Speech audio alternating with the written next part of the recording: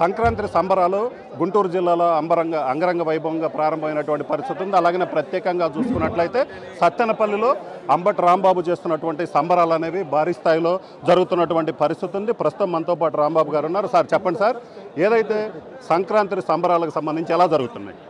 మీరే చూస్తున్నారు కదా, అద్భుతంగా జరుగుతున్నాయి సంక్రాంతి సంబరాలు.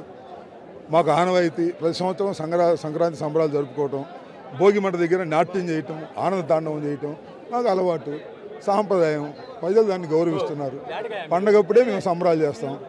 సంక్రాంతికే నేను సంబరాలు రాంబాబుని, తర్వాత పొలిటికల్ రాంబాబుని. అంటే మీరు ఏదైతే ఈ సంక్రాంతి సందర్భంగా వేస్తున్నటువంటి ఏదైతే కల్చరల్ యాక్టివిటీస్ ఉన్నాయో దానికి సంబంధించి కూడా, ఎందుకంటే గతంలో కూడా ట్రోల్స్ వచ్చినటువంటి పరిస్థితి ఉంది.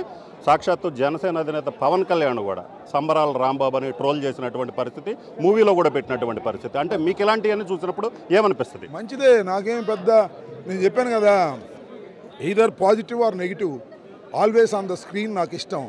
నా గురించి తిట్టేవాడు ఉంటాడు, పొగిడేవాడు ఉంటాడు, అభిమానించేవాడు ఉంటాడు, ద్వేషించేవాడు ఉంటాడు. I don't care. బట్ నేను చేయాల్సింది రుజుమార్గంలో చేసుకువెళ్ళడం నాకు అలవాటు.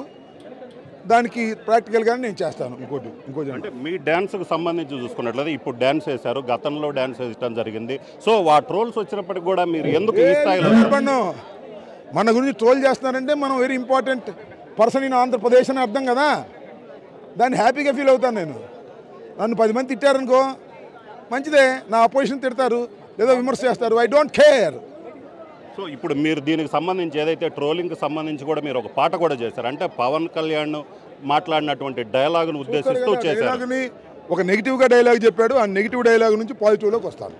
అంటే దానికి సంబంధించి ఏమన్నా పాట ఉందా సార్? ఉంది. ఇప్పుడు దానికి నేనే డ్యాన్స్ చేస్తాను. ఆ పాటకు నేనే డ్యాన్స్ చేస్తాను, చూడండి.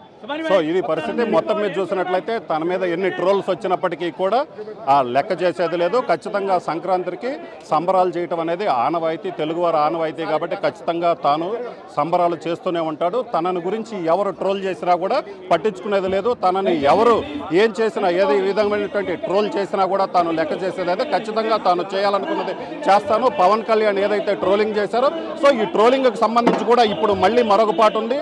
పవన్ కళ్యాణ్ ట్రోలింగ్కి సంబంధించి కూడా ఏదైతే జనసేన అభిమానులు కావచ్చు, పవన్ కళ్యాణ్ తన మీద బ్రో సినిమాలో డైలాగ్ కావచ్చు, వీటన్నిటికి సంబంధించి కూడా ఇప్పుడు తాను ఒక కొత్త పాట ఇచ్చేసాము. దానికి సంబంధించి కూడా తాను ఇప్పుడు డ్యాన్స్ చేస్తానని చెప్తున్నారు. కెమెరామెన్ సిద్ధుతో రామారావు, RTV సత్తెనపల్లి నుంచి.